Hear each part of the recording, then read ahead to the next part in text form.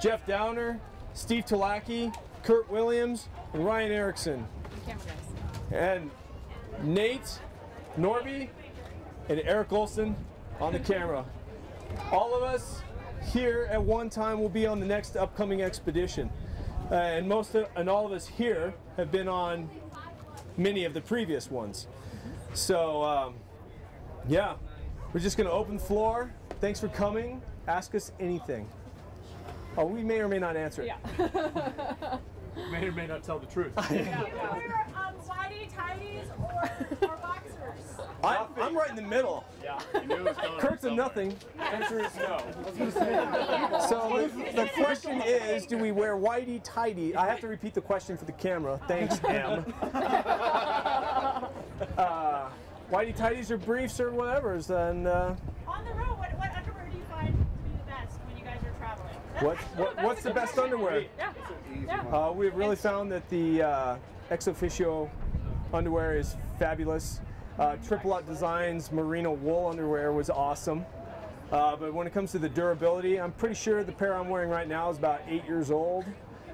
Yeah, you hit the wall, Emmy. Not recently. It's not that kind of show. Do not wash official underwear. You don't So, work for them anymore. Oh, okay. yeah, so Ex Officio, stuff that you can wash, dry real easy, antimicrobial. Stinks down there, so. Stays fresh, Blake Ross. You asked fresh. it. You asked it. Yep. Yep. What are you guys most concerned with on this next leg of your expedition? What are we most concerned with on the next expedition, the South American expedition? Me personally, it's just the safety of everybody. And the next would be the safety of the trucks, getting into countries and moving them through the countries. Third on that for me would be the camera gear, making sure that all of that continues to run, because that's how we make a show. So if that were to go down, that'd be bad for me. So, anybody else? Take one, Kurt. Borders, just getting through borders in a timely manner. I know we'll get through them, but there could be some that are a full day, and we've got a busy agenda, so it could take a while to get through them. Yeah. Anyone else? Ryan? I think you covered That answer your question? Put it in the middle. Sure. Yeah. Do you script while you're in the shoot, or you just kind of roll and eventually decide how you're going to structure? When it comes to shooting the show, What was the question? do we develop a script for the show? Not really. It's mostly shot on the fly. We have certain things that we want to go see that we know will start to make the story. So we work our way into those stories so that people don't get confused on where we are. That's kind of an art that we've been trying to perfect over the years. But no script. It's go for it. You know, just set targets that we want to hit, and when we get there, we film it. So we're always trying to make this. There's two worlds. There's like the documentary world, and then there's, I guess, the reality world, and then there's the cinema world. And we're trying to combine all of those into kind of a new genre, and by perfecting it in some way, and I think we're getting closer and closer every time. So you'll start to see us doing more cinematic stuff, because we can think through it better and hopefully hit those targets, but then you'll still see the reality of us going through a situation, and the camera may not be exposed properly, but this is what's happening right now, so we're going to shoot it, you know. Do you ever get do you ever compromise off-roading for filming or vice versa? Do we ever compromise off-roading for filming or vice versa? Film is always priority, because that is what we're there to do. We're there to make a cool series, and hopefully through that opportunity to make that movie or that film, we are able to put ourselves in positions where we have the best experience. So that's probably like the flow chart if I was to give it. Sometimes we have had to say no to off-roading because there's bigger objectives that we need to hit, and sometimes the off-road sections can be too risky to compromise the rest of the trip or potentially risk a vehicle. We're an overland adventure travel series. We're not an off-road travel series. We're here to see cultures, people, places, go see remote places. And our vehicles are our home, so we protect those like you would your own house. And try to keep that risk minimal. And the priority of a film at the top. Anything to add, anybody? Good. Yeah. Good. Now, when you guys went through Mexico Uh-huh. and into Central America, did you find that there were some areas where it was just difficult to maybe hit some of the off-road trails because of the certain criminal activity that was going on? Yes, there's multiple reasons. So the question is, when we're traveling through Mexico, Central America, were there areas that were tough to get to off-road areas because of political reasons, drug reasons, etc.? The short answer is yes. But in Mexico, not so as much, but the path that we took through Central America, and as you get into like Guatemala, Belize, and all, it's really narrow, small countries. What is it at Nicaragua or Costa Rica? It's 150 miles across Central America. It's really narrow. And most of that land is privately owned. They don't have natural open spaces, public places like we have in the United States. So in order for you to go off-roading in Central America meant that you were trespassing on someone's private property if you didn't have their permission. And the things that we did get to do, especially in Costa Rica, we were with guides. Andre? Yeah, that's right. And he had connections to allow us to go to those places. So off-roading in Central America is extremely difficult because of those reasons, and also because of political reasons, areas you just don't go to because they're hiding in those places anyway. Yeah, thoughts? Yeah. Good. Yeah. Next question. Is the Tacoma stock the engine Yes, sir. to carry all that weight? Is the engine stock in our Tacoma, the new one, the X3? The X3, yeah. It is. There are no modifications short of adding a snorkel, which just really relocates the air intake. No modifications to the engine past that. We do that for maintaining the reliability of a vehicle. As soon as you start modifying engines, you start wandering from the reliability of how that was spec'd out. So we try not to touch the engines. And that engine's performed well for you with that weight load? It's been great. There was a new transmission flash that has come out with the newer trucks. Ours was one of the first ones. Since the transmission flash has been a lot better, and we have also re-geared that truck to 488s with nitro gear and axle ring gears.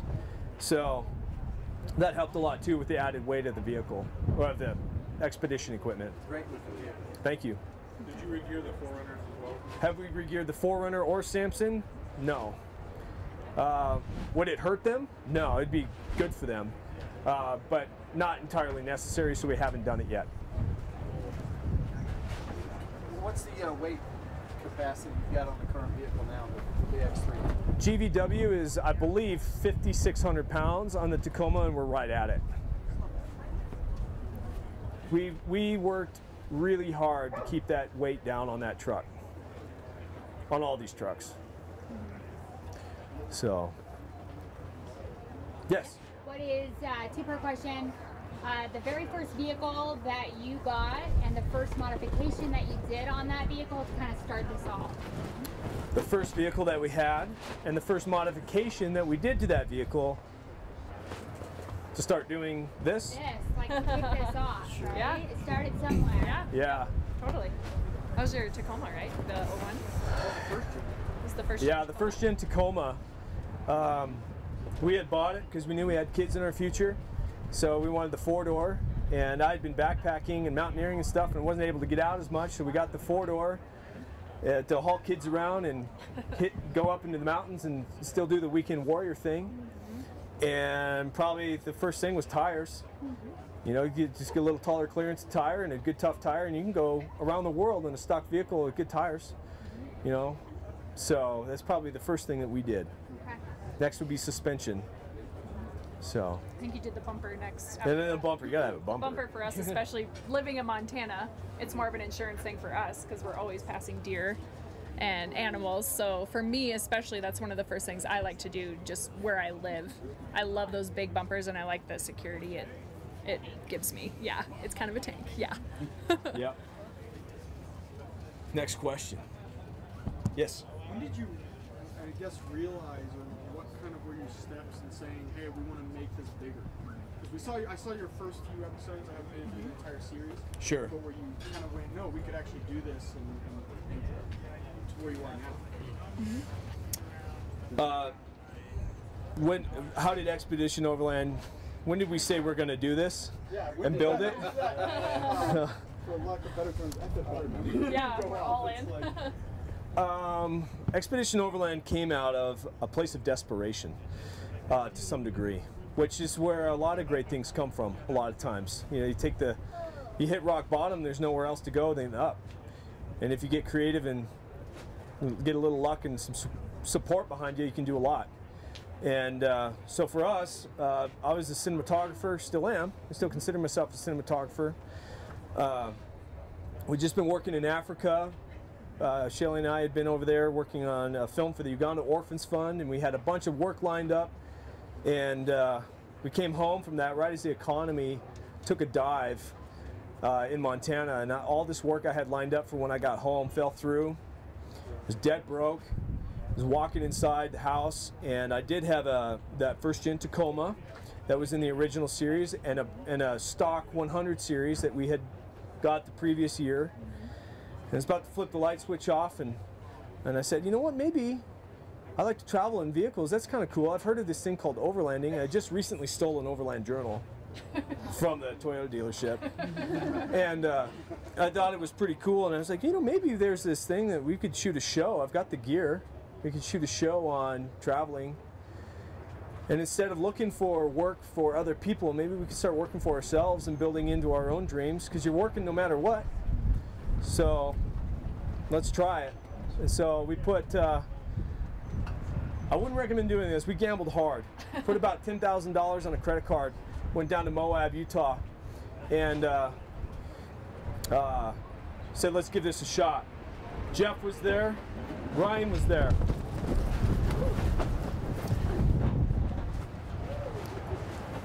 Blowing up a gale today. The wind was there. The wind was there.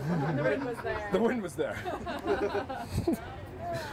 So that's when we went to Moab. We call that Moab 1. It's within our personal dialogues because we've been to Moab so many times now. So Moab 1, we went down there, we shot that a few minute sizzler just to see if it would work. And we put it together and we're like, hey, you know what? I think this might work. So we took the next step. And we shot two episodes, episode 1 and 2 in Montana, and then out on the ranch in the Pryors. And then we cut those episodes, worked through the night, and went down to Hollister, California. I'm getting to your question. Went down to Hollister, California. We met Overland Journal. It was kind of like this. We'd never been to anything like this before, and we said, we have this movie we'd like to show you. Can we present it? And they said, yeah. That's also when we met Emily Miller, and she was just here. She was. She just ducked out. Emily just ducked out. That's when we found. You were going to call her out. Yeah. She Took left. him out. Showed a movie. It went over really well, and then we said, well, let's try to get some support. And then for the next 4, we tried to raise sponsorships, and we did. And we were about. That was the decision point after people watching it at Hollister and seeing going that far. We're like, yeah, this is cool. We want to do this. Kind of had a powwow. This might go bad, but let's do it. Yeah. And Rather try than not try. yeah, and started raising sponsorships. We're about to leave in, was it January, February, for the British Columbia trip, episode 3, the winter one. And we didn't have enough money to complete the rest of the season, but we were like, we're going to do it anyway. We'd kind of drawn the figurative line. We all stepped across it. And 2 days before our graphics went to print, this company calls me up and it says, hey, we're ex officio. We're wondering if you have sponsorships available with your show. Well, actually, we sure do. And how much is it? I told them. They said, yeah, I think we can do that. I about dropped the phone, picked it back up. Sounds good. And do you know how that all came to be? This guy. Right here. Worked at Ex Officio at the time. had found out about Expedition Overland and introduced it to his bosses, came around full circle. 2 years later, I didn't know about that. A year and a half later, we had a meeting in Red Hook Brewery. Yep. I was in Seattle. Yeah. In Seattle, and said, "Hey, can you help us do sales?" And we put all those dots together. That is what happened. Wow.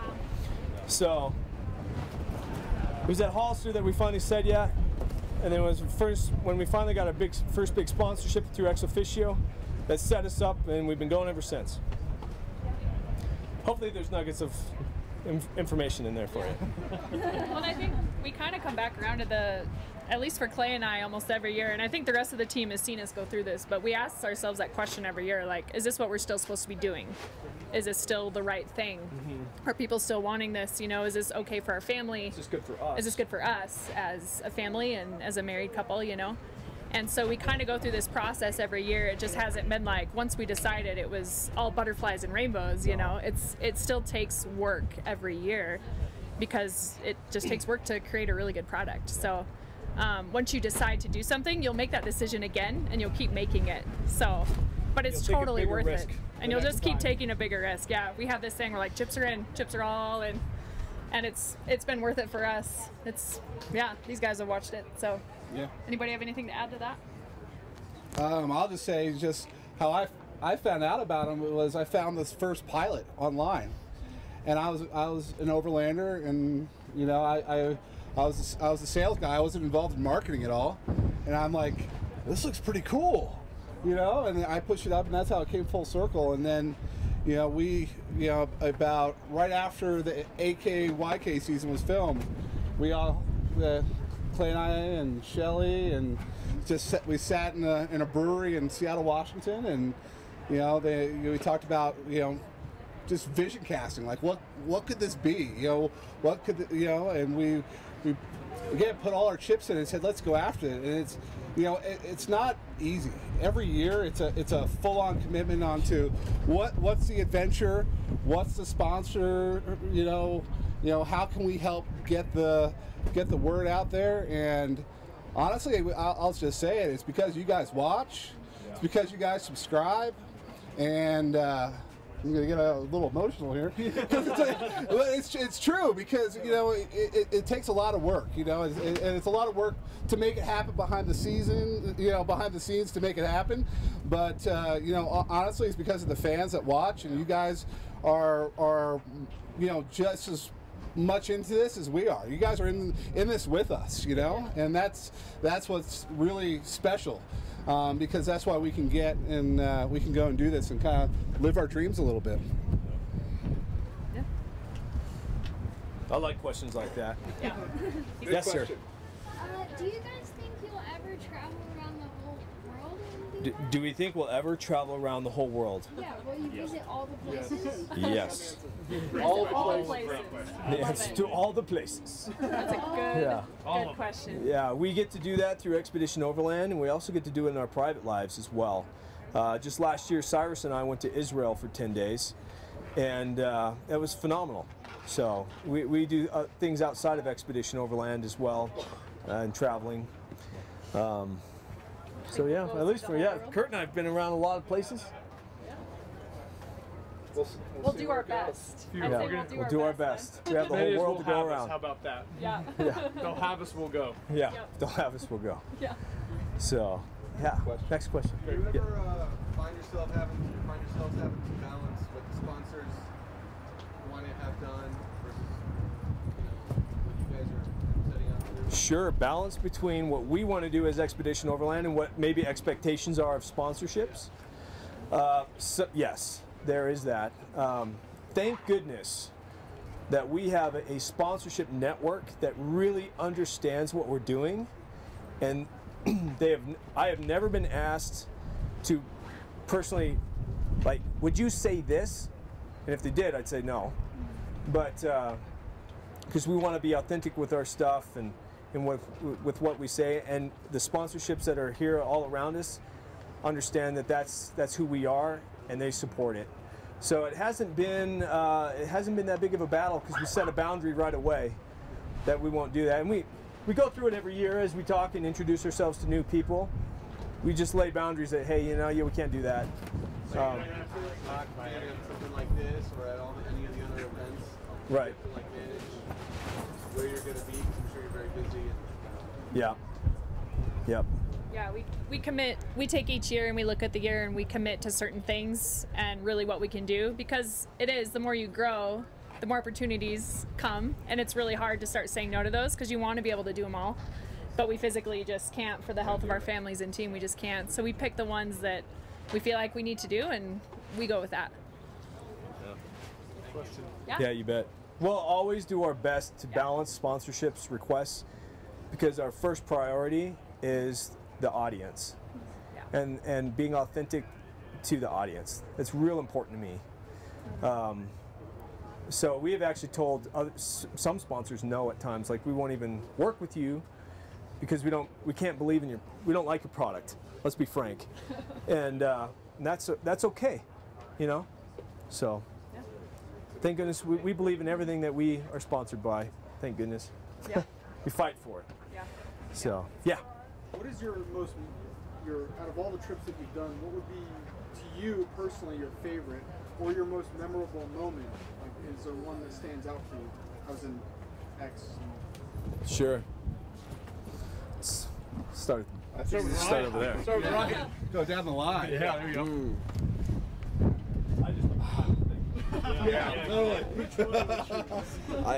I mean, stuff that stands out. Our winter trip was incredible. I mean that trip where literally like looking at being stranded in the middle of the mountains and nobody really knew where we were. We were like in there, and it was a real big question mark on how we were gonna make it out of that thing, and we made it out, but it was intense. And then I really liked our second Moab trip when we did Lockhart Basin. That was just a super fun trip, and everything went it went well. It was smooth. It was a really fun trail, and then just cool stuff. But those are two of my favorites. It's a tough one. A lot of great memories along the way. Getting to Yavisa down in Panama, the very bottom end. This was the start of the Darien Gap, and I mean arguably into the Darien Gap region. So that was cool. Been a long goal of mine to get there. We'd been stopped on a previous trip in Panama, tried to go down there, and they basically said you have no reason to be in the Darien area, so they wouldn't let us even get close. This time we were able to network with a connection that pulled the strings to get us permission to even go down to Yavisa, and we spent the night in basically a police parking lot with a chain link fence around us and a guard all night long. And that fell asleep. Yeah, that fell asleep. He did fall asleep. Yeah, I think he was doing a great job. But that was a pretty big moment for me because I have a long-term dream to drive across the Darien Gap one day. Maybe we'll do it. We'll see. But that was cool. So that's for me. My highlight is sharing a tent with Kurt for a month. And Thank you. yeah, it was very memorable. No, probably for me it was like I had this like true overland moment, if you would, when we went to the most southern point in North America, because it wasn't like there wasn't a trail, there wasn't like some monument, there wasn't some like thing to go see. We just knew that there was a geographical point on the map that we wanted to get to. And we drove, and we were looking at like maps and satellite shots, and Kurt's doing his best to speak his Spanglish to get us to where we needed to go. We came up to the lock gate, as you guys saw in the episode, and we're like, oh dang. Yeah. And then by chance, and then we knew it was like right over that hill. And by chance, we managed to meet somebody. They unlocked the gate. They get us through there, and then it just like you cross over this little mountain to this like magical beach on this magical cove, and it was like this magical moment. So, and then little did we know that the people who let us through were drug runners. So awesome. Hey, I want to get on our boat. We'll take you out there. Yeah, they're like, hey, we're just fishermen, and we were like, there's no fishing equipment in this boat. It smells like fish. Yeah. And so we just to me that was just kind of this little epiphany moment. I was with my friends in this really cool place that we just came across. So that's my moment. Very cool. So many moments, so many memories. Doing the little medical mission with the Team 5 group was pretty amazing. Being there just to witness that surgery on that little girl and see this totally different culture. I mean, you know, we go through a lot of different areas, but it's usually pretty close to first world culture that we experience. So being there in that situation, in that moment, seeing that happen was really humbling and really cool to be a part of that.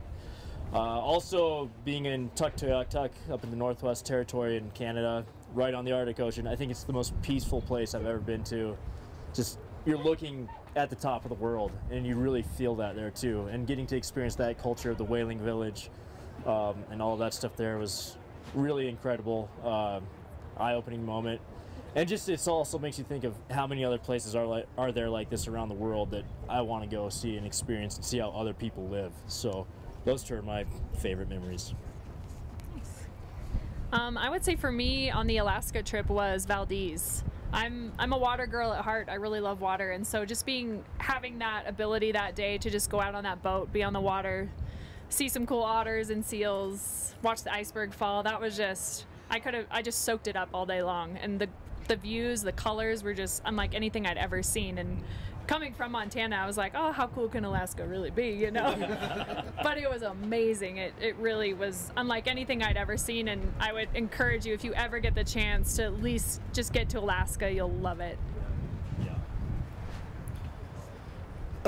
Best moments for me, I'm with Jeff, Tuktoyaktuk, having that dinner with, his name was Kyluk, and talking about culture and having that elder lady there and sharing whale meat, and it was crazy. That was so special.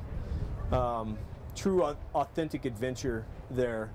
Most scenic spot is definitely probably Hyder, Alaska. That's one of our top moments for scenery. I'm with Steve when it comes to the southwest, the most southern point of North America. That was a very special night. And Steve made some amazing burgers that night. Yep. And I remember those too.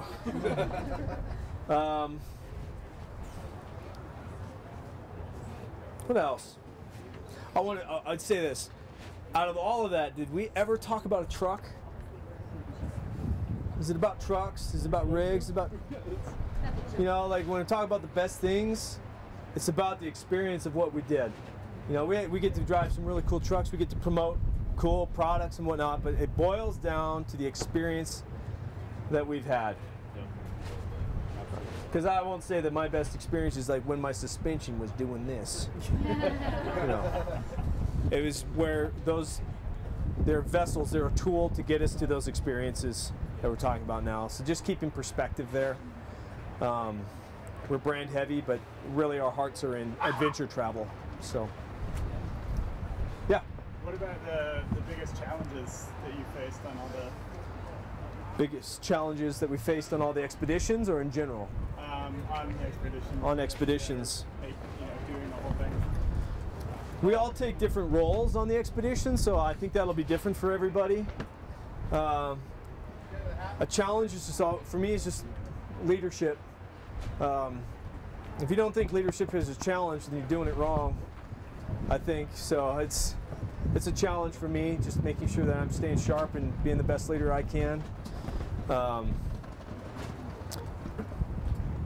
And then logistics comes down to logistics. Yeah. Or linguistics. Those two. Those two. So, what did you guys have to add? Mine's Greatest sleeping challenge. next to Steve. Sleeping next to Steve. Fatigue. Yeah. I mean, when you're going like we're going, you know, we have a mission, you know, to accomplish, and we have hard set points. So like, you know, for me it was up at like 4:45 with Jeff. Jeff's like, before anybody else is up, you know, I putting the coffee on, and Jeff's there checking the trucks, you know, and he's like doing all, and he would go through a complete workup of the trucks like every morning. And then you're running and gunning. The camera guys are running all day long, up and down, shooting things. We're driving. You know, there's stressful moments there. And Then you layer culture on top of that. Then you lower any environmental dangers or challenges on top of that. And then you roll in at 1 o'clock in the morning. You got to cook dinner, and then you got to sleep in a tent when it's like, you know, a squillion degrees with 100% humidity and bugs and Kurt. So anyway, to me, after a while, your favorite. Oh, it is my favorite. So anyway. Fatigue after a while, you know, it wears on you. You can start making mistakes, and that's probably, I think, a challenge. That's a big one. Yeah. One. Most of us came home sick from Central America in some way. We went too hard. For me, I'm not a camera guy. I don't do any of the camera. I don't film. I don't sit behind them. I don't edit any of it. So for me, it's a real hard part to see how much time that takes. And I had to learn to be really patient with that. I did a lot of the itinerary and the logistics and the mapping, and I knew we got to get from A to B today. And every time I hear Clay say, "This is amazing," I'm like, 45 minutes. 45 minutes to an hour. We're going to be here an hour. And if I hear, "Oh, we got to fly the drone," so then we got to go 1 hour, 30 minutes probably. And I'm just thinking like, oh, no. And I always tell them, like, I don't care how long we have to drive today. I'm cool with it. We can't be complaining at the end of the day that, hey, we should be in camp by now because we captured the footage. But I've had to really learn that we're there to capture the show and film a series.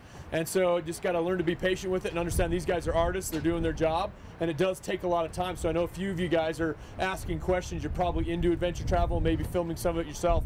I planned on half speed, but maybe plan on a third the speed. And that sounds real slow, but to capture what you need to do, it takes a long time to set up cameras. And these guys are pros. They hop right out and they're ready, but you're still stopping, you're filming, you're downloading that data. It's a lot of work. So that was a tough part for me to realize we're going to have to really slow things down and really maximize our driving times when we can to get where we need to go. Ryan, you got one? Yeah, I mean, it's I kind of did some of the similar stuff that Kirk did for our first few episodes, and yeah, just like always. And we were on those first North America episodes. We're on like super tight time frames. I mean, we're like driving all night to get somewhere, and then like jumping out early in the morning and start filming because everybody had regular jobs. So we're only like working Friday, Saturday, Sunday, and trying to go 500 miles away, shoot a bunch of stuff, and drive home in the weekend. It was really intense. And yeah, you're like probably pretty worthless at work for a couple days afterwards. But yeah. Don't say that on camera. But it's worth it. Yeah. Other questions? Yeah. Speaking of that, like, what was your background? I know you talked about your cinematography background and you were in sales. Like, what was your Start background? right here. And kind of how does that help you now? So I was, I grew up in Montana on a ranch, and then I've always just loved being outside. I was in the military for a while and did a deployment in 2005, so I really like doing fun, adventurous stuff. And I was a mechanic in the Army, and I've always loved Toyotas. So I went to high school with Jeff and Clay, and kind of grew up with Clay in a lot of ways, and so I've known him forever. And it just kind of came up, and we started doing stuff, and it was fun. My regular job now, I'm a wireless engineer for a wireless internet service provider, but found a job that's flexible that lets me bail and do this stuff every once in a while. So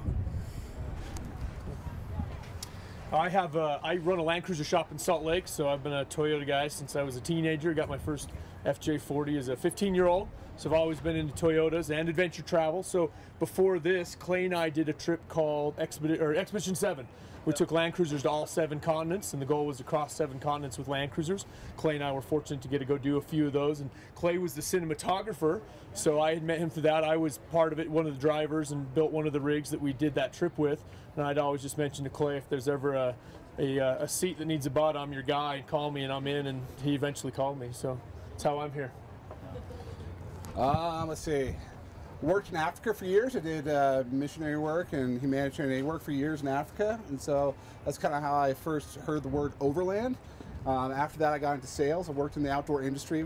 I was at ex officio, and then currently work at Mountain Khakis as their sales guy there. And 4.5 years ago, Clay called me up. I still remember the conversation like it was yesterday, and had the opportunity to come on board and and do sales, business development, and help Clay dream about where could this be, and how can we grow this thing and kind of take it to the next level. And so that's my story. My background is in labor. Hard work. Labor work. Yeah, I grew up on a farm in eastern Montana. Loved that lifestyle. Got to work on tractors and that sort of thing when I was a kid. I did construction for a handful of years, building houses. I've done commercial fishing up in Alaska, which I love. Gave me that adventure that I've been craving, and it's transferred into this. All sorts of stuff like that. I remember when Clay called me as well. I was working as a manager of a Great Harvest bakery. Who's a baker? Which, glad I got that phone call. Had a few injuries, made me go into that line of work, and Clay and I, we've been friends forever. Ryan and Eric and I, we went to high school together, and all those skill sets kind of came together to work out for something like this. So here we are. Yeah. I've had a lot of different jobs, but mostly just customer service, honestly, and some accounting. So I'm the accounting lady for all of this stuff you see here. So I get to tell people yes and no, mostly no, which is fun. She says yes a lot. I do, probably too much. So, and then I actually worked a lot in coffee shops. I loved being a barista and making people's day with coffee and smiling and getting to know my customers on a daily level and having influence and just helping people have a better day. That was always my goal. I managed one as well, and then we had kids. We have 3 boys who are 12, 9, and 7 now. He just turned 7, right? Yeah. Should probably learn their names. Probably, that'd be good.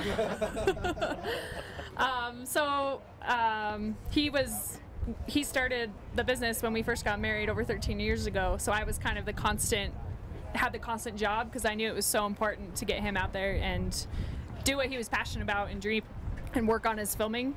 There was no way I was never going to ask him to sit behind a desk. That just wasn't even an option. So I was happy to do that and do what needed to be done. And I'm just super excited to get to go along. And I love driving. I've always loved driving since I was 5. And so in 2012, I had the privilege of, when Clay met Emily Miller, he told me about this really cool race in Morocco. And I was able to go and do that, and so I've done that 3 times now, and then the Rebel Rally once, and I just love driving, so I'm excited to strengthen that skill. So, yeah. Yeah. In high school, I was a dishwasher at the Happy Diner. Hated that place. Went from there, worked at summer camps. Oh, yeah. And that's where I learned a lot of stuff there. And then I got introduced to a guy. He was one of my counselors, and he told me about NOLS, National Outdoor Leadership School. And I was getting into rock climbing and mountaineering and stuff. I went there and I learned about leadership and outdoor, mountaineering stuff, expedition stuff. It instilled a passion in me for that. Then I went on a trip to Slovenia and had a buddy that was carrying a camera the whole time. And I thought, hey, you know what? That's cool. We just spent 5 weeks filming our trip in Slovenia. And we came back, and I said, I think this is really cool, so I'm going to grab a camera. And I bought a camera, and we started making movies together. And one thing led to another, and started making weddings. I filmed weddings for years. I eventually worked into soccer videos. And we were broke for a long time. It was really tough. Probably 8 years. We were really scraping the barrel all the time. Had a lot of support. Had support from my parents at times. And then eventually shot a bunch of different things and started taking opportunities anywhere we could. It eventually built into something that we could stand on our own 2 feet. And those opportunities gave us skill sets. I worked with Eric Olson on this camera in Alaska on a show called R5 Sons Alaska.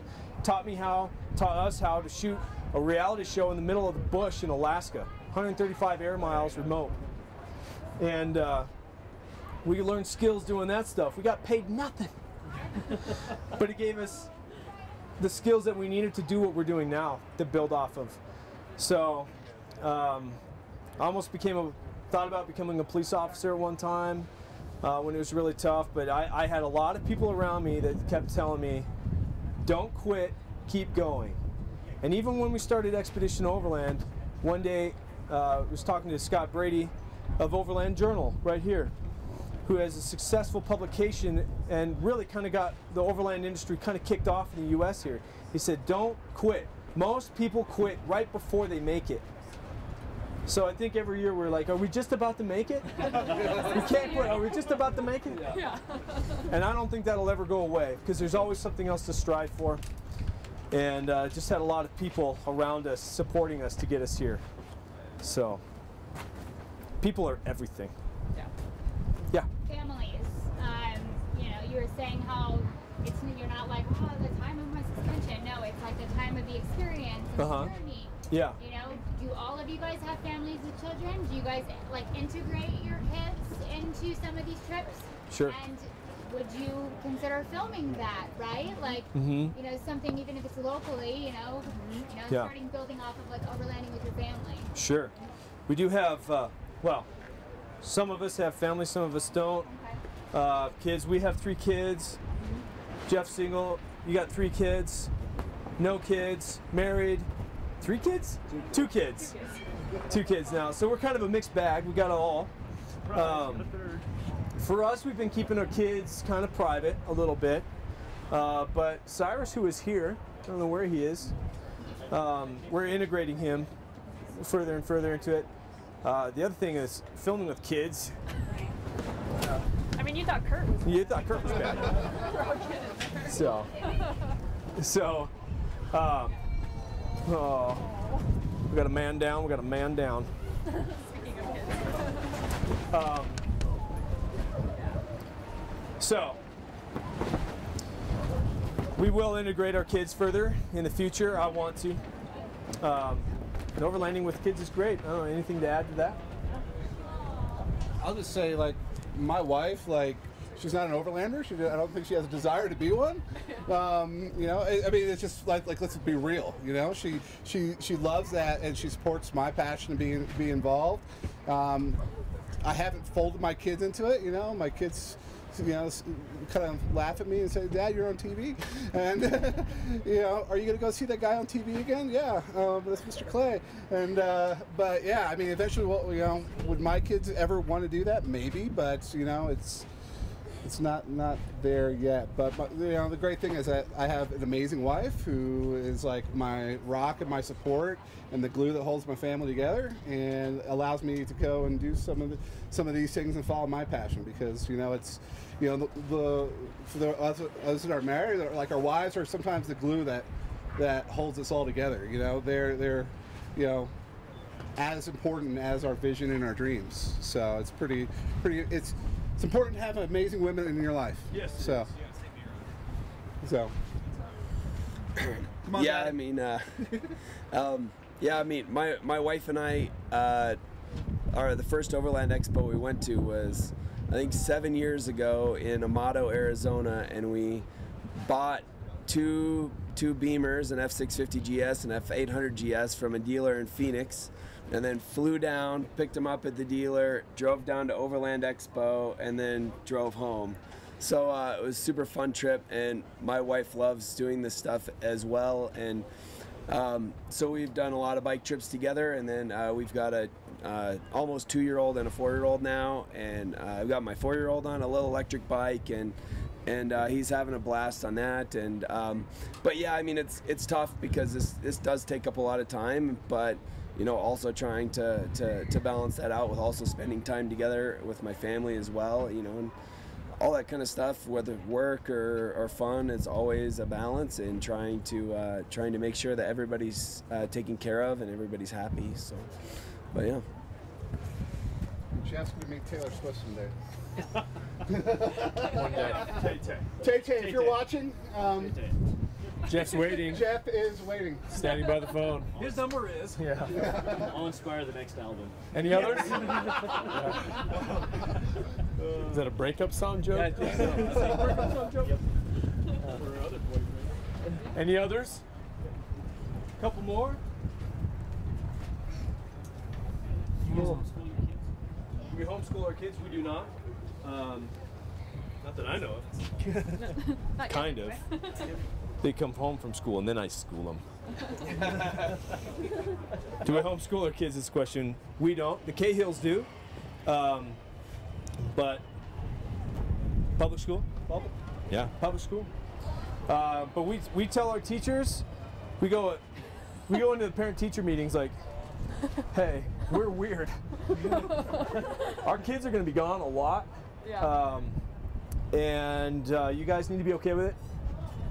Because we're going to pull our kids out and take them to Overland Expo so we can run the till and learn that stuff. Yep. And get exposed to people. They're going to go to business meetings with me. They're going to be introduced to people and learn how to interact and be in life, you know. We have that opportunity, so we're going to bring them. Cyrus and I went to Israel right in the middle of his year last year, and we have found that the teachers are like, yeah, he can go. Yeah. No homework. No homework. He's going to learn more as he goes out there and does that than he would have sitting here for 10 days. You know, so we've actually had really great grace from teachers when we're just up front with them and say, hey, we're going to be gone a lot and we're going to take our kids some. We're going to try. But you just need to understand kind of what we do. And then we also say, hey, sometimes we're gone a lot and they'll be home. So you need to be aware that parents are gone while our kids are in school. So just be aware of that too. Help take care of them while we're having to be gone. So like this next week, or this next expedition, I'll be gone for 6 weeks. Home for 8 weeks, gone for 4 more. And I've already been gone quite a bit this year. But I think they have a good understanding of why we're doing it and they see what we're doing and kids are happy. So we're rocking. We're gonna keep going. We'd love to someday, though, if we have the opportunity to maybe do Australia or Africa. We've talked a lot about just if our kids are old enough and when they're old enough, we take them with us and we'll just school them for that 6 months when we're doing that. So that's always an option in our minds. Every year we ask the question like, do we keep them in school? Do we homeschool? Do we take them on the road? What does this year look like? So we just revisit it every year because it changes every year. I got 4 kids, so I'm just nice. curious if you have done that as a way to take them on the road. Yep. Kind of up against that. Yep. How do you take them with? We're a little, it's a little different for us too because this is a business for us. So it just adds another dimension to it all, you know, so. Yeah. Good one. Yeah, thank you. Anything else? Anything else? You guys never did a follow-up episode when you wrecked your wife's bike. What happened? Oh, yeah. He wasn't allowed to ride for a few months. He's grounded. This is not an episode? Yeah, no, I ran that bike around for about or my wife, you know, we had that for 3 months that she rode it that summer with that quick steel on the oil pan before I ever fixed it. And it didn't leak at all. It was amazing stuff. So anyways, but then I finally got that replaced. That was a tough oil pan to purchase. They're not inexpensive, but anyways, it needed to be done. There was another one right here. Are we all met? How you met? Shelly and I? Yeah. The question is, how did Shelly and I meet? We worked at Clyder's Christian Ranch on the Boulder River, south of Big Timber, Montana. And in high school, I was a crew boy. You just maintain the yards and burn the trash and stuff like that. Living in it's the same river that a river runs through. It was filmed on. So I got to spend my summers working there, fly fishing. It was awesome. No Brad Pitt. Brad Pitt's super cool. Yeah. On the wall. No big deal. And it was my second summer. And I was walking up the stairs with my friend Roger, and I said, hey, let's go meet the crew girls. She was in here. I was 16, just turned 17 years old. And I walked in, and I scanned across the cafeteria, and I saw Rochelle sitting across the way. And I turned to my buddy Roger, and I said, Roger, that's a woman I'm going to marry. 4 years later, we got married. Yep. So, we've been married. I wasn't into it at first. I was like, yeah, she was. I had to win her over at the rodeo. Yeah, I just got done with a wild cow race, and we're on the way back, and I put my arm around her. It was fate. We had it since then. It's Been love, right? Let's hear the real Jeff, story. That's enough time for today, guys. So Jeff just made a good point. He's like, describe what he was wearing. Yeah. Let's hear it. I was a very angry person at that time in my life, and so I was sitting in the cabin, and this guy comes in, and he's like, shorter, red hair, just freckles, combat army pants. Yeah. Not what you thought you were going to end up with. Oh, no, I was like tall, dark, handsome. That's my guy. Combat boots up to here, laced, pants tucked in. I think you didn't have a fanny. No, you didn't have a fanny pack. I maybe made that up. Yeah. But all I remember is this camo pants and combat boots, and he just sits down and starts chatting like he knew everybody. I'm like, who is this guy? Like, who is this guy? It only took you a couple weeks, though. You won me over. Was it at the rodeo? It was, actually. It really was. Yes, it was at the rodeo. It was pretty cool. Big Timber Rodeo. Yep. Yep, rest is history. So that is how we met. I was just turned. I was 21. You just turned 20. We got married. When we got married, and we had a 5-year plan. We were going to go back to Slovenia doing a missions thing, spend a year there, and we're about 8 months married. We found out we were pregnant. Or she was pregnant. I was pregnant. That'd be weird. And that all shut down, and we're like, oh man, 5-year plan went out the window. But it turned out to be one of the greatest things ever. We continue to have our kids, and now I'm 35 in a couple days, I think, and I'll be 40. I'll be like 44 years old when my kids are out of the house. So, yeah. Because they're not allowed to stay. They gotta go travel. So. Thank you. Thanks, guys. Okay, thanks.